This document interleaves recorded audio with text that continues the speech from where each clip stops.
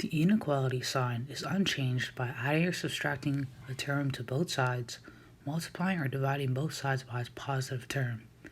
Also, the inequality sign flips when multiplying or dividing both sides by a negative term. To solve a quadratic inequality, first rearrange the inequality into a quadratic with a positive square term. Second, find the roots of the quadratic equation. Third, sketch a graph of the quadratic and label the roots. Finally, identify the region that satisfies the inequality. Now let's look at an example of this to get a better understanding. First, let's rearrange the equations. So 3x squared plus 2x minus 6 minus x squared plus 4x minus 2.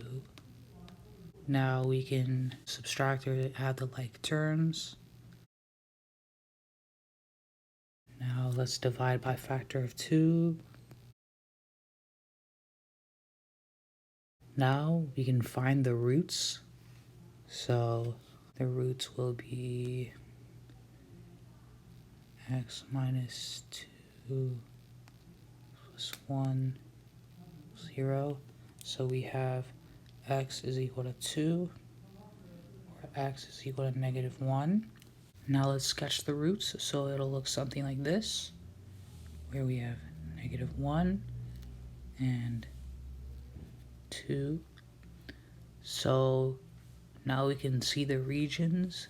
So the answer will be x is less than negative 1, or x is greater than 2.